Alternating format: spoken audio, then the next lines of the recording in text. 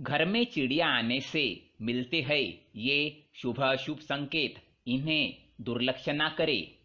नमस्कार दोस्तों, स्वागत है आपका।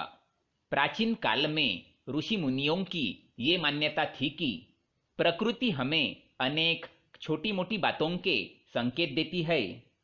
ये संकेत आपके भविष्य से जुड़े भी हो सकते हैं। ये आपके जीवन में घटित होने वाली अच्छी और बुरी सभी घटनाओं की जानकारी देते हैं। यदि हम उन संकेतों को समझ जाते हैं तो ये हमारे लिए बहुत ही अच्छी बात होती है। लेकिन कभी कभी हम इन संकेतों को समझ नहीं पाते हैं या फिर नजरअंदाज कर देते हैं, जिससे हमें उसके शुभ फल प्राप्त नहीं होते हैं।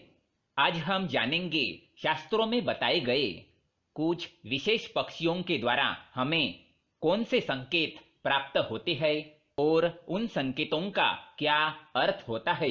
तो आइए जानते हैं विविध पक्षियों के घर में आने से कौन से संकेत मिलते हैं।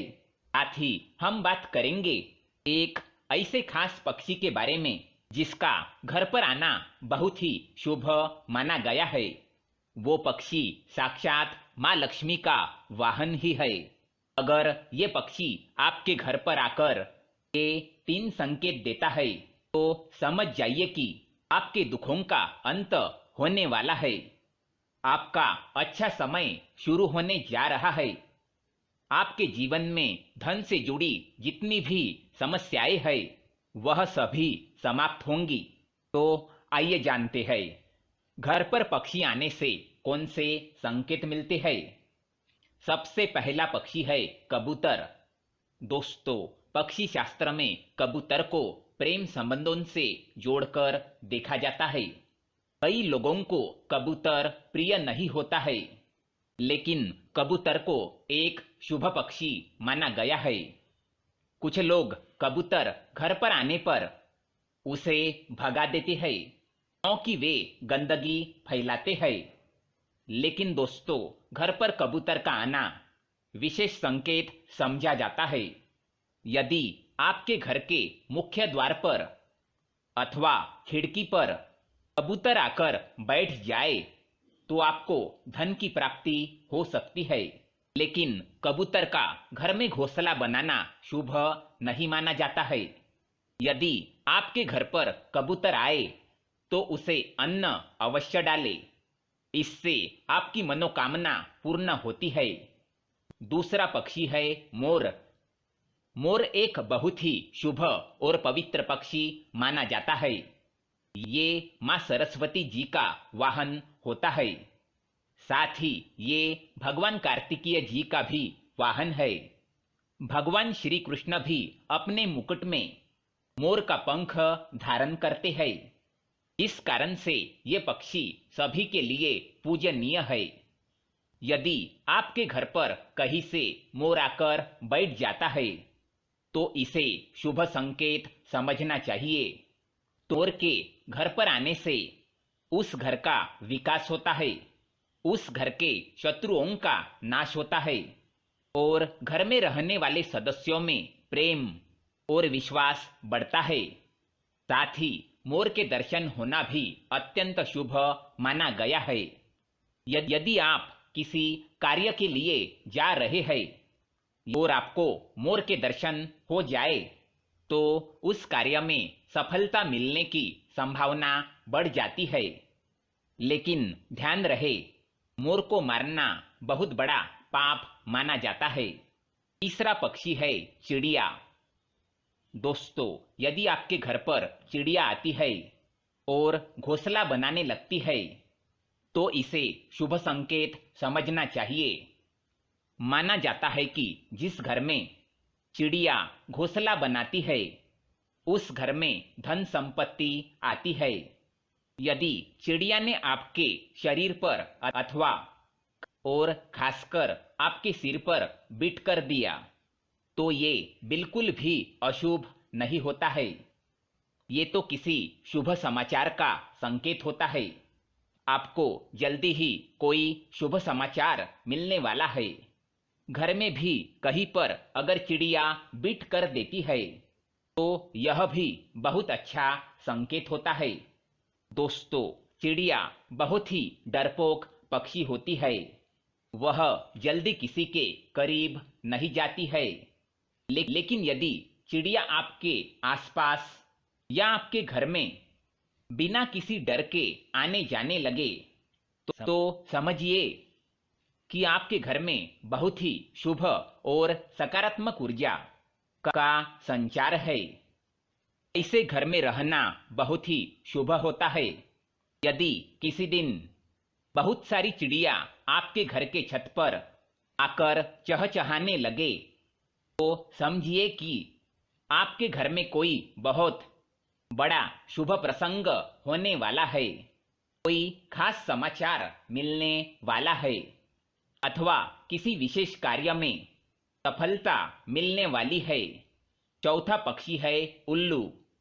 दोस्तों, उल्लू के विषय में कई ऐसी बातें और मान्यताएं हैं जो आज भी उसे शुभ और अशुभ के बीच में उलझाए रखती है। कई लोग उल्लू को अत्यंत शुभ मानते हैं तो कुछ लोग ऐसे भी है कि उल्लू को अशुभ समझते हैं। दोस्तों, उल्लू एक निशाचर पक्षी है जो रात में जागता है और दिन में सोता है। असल में उल्लू की शरीर रचना और उसकी आवाज ऐसी होती है कि कोई भी उसे देखकर डर जाए। शायद इसी कारण से इसे देखना अपशकुन माना जाता है। उल्लू के मुंह से निकलने वाली ध्वनि रात के शांत वातावरण को डरावना बनाती है। उल्लू की आंखें बहुत ही बड़ी और डरावनी और इंसानों की तरह सामने की ओर होती है। कान भी बड़े होते हैं। चेहरा बादाम के आकार का होता है। उल्लू अपनी गर्दन और आंखों को चारों ओर घुमा सकता है। भयानक दिखने वाले इस पक्षी की आवाज भी भयानक होती है। ये हमेशा रात में ही चिल्लाता है और अपना शिकार करते हैं। इसलिए इनके भयानक रूप के कारण पुराने लोग इसे अशुभ मानते हैं। लेकिन दोस्तों, पुराणों में वर्णित एक कथा के अनुसार लक्ष्मी जी जब स्वर्ग से धरती पर आ रही थी तो उन्हें सबसे पहले पृथ्वी पर प्राणियों में उल्लू ही दिखा था। क्योंकि वह रात का समय था तो प्राणियों में उल्लू ही ऐसा था जो जाग रहा था। इसलिए उन्होंने उसी को अपना वाहन बना लिया। इसलिए उल्लू का दिखना या उसकी आवाज सुनाई देना अत्यंत शुभ माना जाता है। पश्चिम बंगाल, आसाम और ओडिशा में तो लक्ष्मी जी के साथ साथ उनके वाहन उल्लू की भी पूजा करने का रिवाज है। कई जगहों पर माना जाता है कि यदि किसी गर्भवती महिला को उल्लू दिख जाए तो ये शुभ संकेत है और यदि उसे उल्लू छू ले तो उसकी होने वाली संतान सौभाग्यशाली होती है। इसी प्रकार यदि उल्लू किसी रोगी को छूकर चला जाता है तो उसका गंभीर रोग भी ठीक हो जाता है। यदि कुछ आवश्यक कार्यों जैसे नौकरी, परीक्षा आदि के लिए आप जा रहे हैं और उल्लू दिख जाए तो यह भी शुभ माना जाता है। सुबह सुबह यदि उल्लू दिखाई दे या उसकी आवाज सुनाई दे तो यह धन प्राप्ति का संकेत माना जाता है। इसलिए उल्लू को या उसकी आवाज को कभी भी नजरअंदाज नहीं करना चाहिए। उल्लू के आंखों में आंखें डालकर देखना या उसके साथ नजर मिलाना या मिल जाना यूं तो मुश्किल काम है, फिर भी यदि ऐसा होता है तो यह अत्यंत शुभ होता है। समझ लीजिए कि आप पर धन की वर्षा होने वाली है।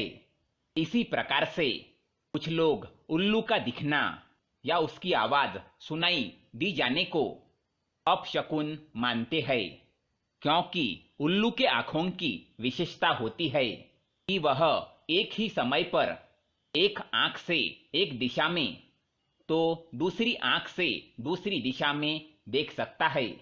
इसीलिए यह कहा जाता है कि यदि उल्लू दाईं ओर देखकर बोलता है तो यह अशुभ होता है, जबकि यदि बाईं ओर देखकर बोलता है तो इसे शुभ माना जाता है। कहते हैं कि उल्लू जिस घर पर बैठ जाता है वो घर भी जल्दी ही बैठ जाता है, अर्थात बर्बाद हो जाता है। इसी घर पर उल्लू का लगातार बैठना या रोना उस घर और उस घर में रहने वाले लोगों के लिए एक अपशकुन का संकेत माना जाता है। साथ ही वहां पर धनहानि या मृत्यु का भी अंदेशा रहता है। वैसे देखा जाए शुभ और अशुभ के बहस में उलझा यह पक्षी बहुत ही शांत होता है। किसानों के लिए तो यह वरदान ही होता है।